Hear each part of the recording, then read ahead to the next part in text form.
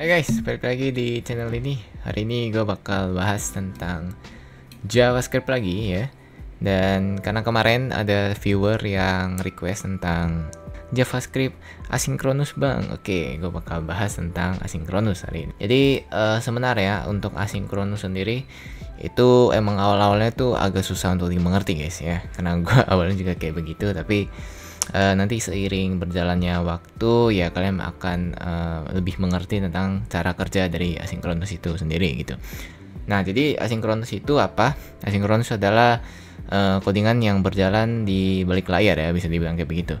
Jadi biasanya asinkronus itu beriringan dengan promise, karena asinkronus akan mereturn sebuah promise. Jadi promise itu apa? Promise itu adalah codingan yang akan menghasilkan sebuah nilai di masa yang akan datang. Ya begitulah definisinya. Gue juga awalnya bingung tuh kayak gimana maksudnya hasil yang akan dihasilkan di masa yang akan datang gitu ya. Tapi ya emang bener sih. Jadi kalian coba cerna aja lagi, atau mungkin kalian bisa research lagi biar kalian lebih ngerti lagi gitu ya. Oke, jadi untuk membuat sebuah codingan asinkronus itu kalian harus membuat promise-nya dulu ya. Jadi gua bakal sekalian contohin, sambil nyontohin maksudnya, function promise gitu ya. Jadi kalian bikin sebuah function untuk promise ya. Nah, di sini kalian akan return sebuah new promise kayak begini. Nah, baru di dalamnya itu ada dua parameter, yaitu resolve dan reject gitu ya. Untuk parameternya itu terserah ya namanya mau apa, yang penting parameternya itu adalah dua parameter untuk codingan yang berhasil dan codingan yang gagal gitu ya. Oke, jadi gue bakal kasih lihat dulu codingan yang berjalan secara sinkronus, tapi sebenarnya codingan fisiknya itu codingan asinkronus. Gimana sih bang? Nah ini gini ya. Jadi untuk melihat sebuah codingan asinkronus itu biasanya kalian itu pakai set timeout kayak begini. Jadi dia kan ada jeda dulu ya sampai codingannya itu benar-benar dieksekusi gitu ya. Nah kayak begini, misalnya gua kasih resolve gitu, resolve. Terus ntar ini gak usah spasi ya. Berhasil gitu, berhasil. Nah ini gua tambahin. Nah di sini berarti 2000 ms. Oke, ini 2000 ms. Ya benar 2000 ms ya, 2000 milisecond. Oke, kayak begini. Habis itu kita console log ya. Console log promise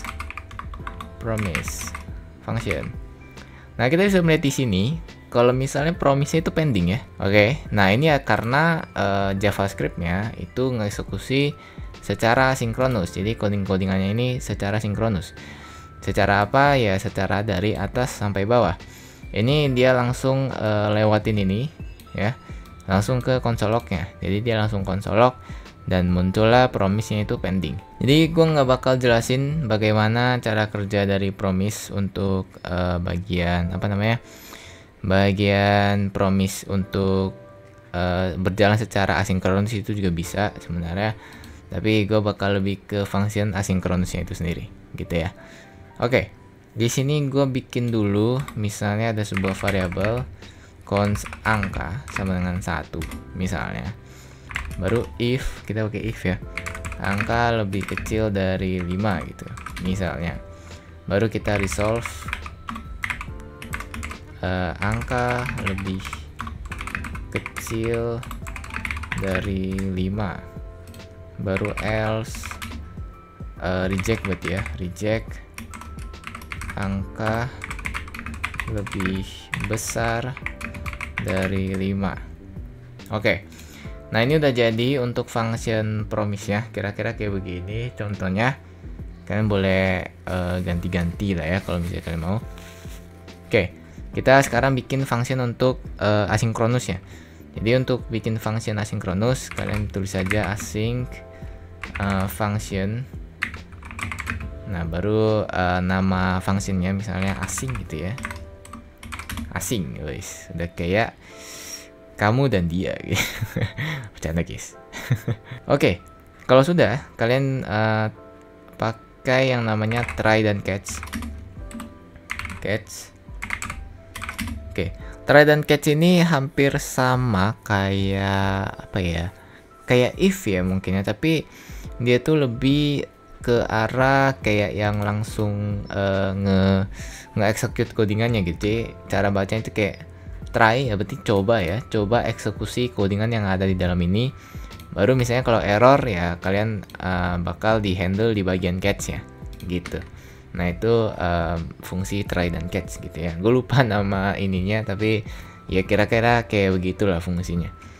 Nah di dalam sini kalian bisa buat sebuah variabel dulu untuk menampung await-nya. Jadi asing itu pasti berdampingan dengan await. Await itu untuk menunggu codingannya selesai tereksekusi, baru hasilnya nanti dikeluarkan gitu ya. Jadi ini misalnya ini hasil gitu ya, sama dengan await. Kita akan menunggu untuk function dari promise gitu ya. Nah baru nanti kita console.log hasil gitu. Nah untuk catch-nya bisa kalian fungsikan untuk ngehandle error aja, misalnya error kayak begini. Nah misalnya di sini kalian tulis aja console.log error kayak begini ya, gitu. Oke, baru kalian panggil function ya, asing. Nah ini dia akan berjalan secara asinkronus dan dia akan menunggu selama 2 detik untuk sampai keluar hasilnya di konsol gitu. Nah kalian bisa lihat di sini hasilnya beda ya, nggak kayak tadi yang ada tulisan promise pending gitu ya. Ini kalau gua save lagi dia akan menunggu 2 detik. Nah dia bakal ke eksekusi. Ini kenapa angka anjir, angka. Oke kita tunggu lagi, coba lihat. Oke angka lebih kecil dari 5 gitu ya. Nah kalau misalnya ini kita ganti misalnya lebih besar ya, ini 6. Nah dia bakal masuk ke else nya, berarti angka lebih besar dari 5 gitu. Nah jadi begitu kira-kira guys untuk asinkronus, secara singkat aja sih sebenarnya biar kalian gak terlalu pusing juga gitu ya. Oke, mungkin itu aja dari gua, semoga kalian paham. Kalau misalnya kalian belum paham boleh komen-komen di bawah. Jadi oke, mungkin itu aja dari gua. Semoga kalian mendapatkan ilmu baru hari ini, and I'll see you guys next content. Bye bye.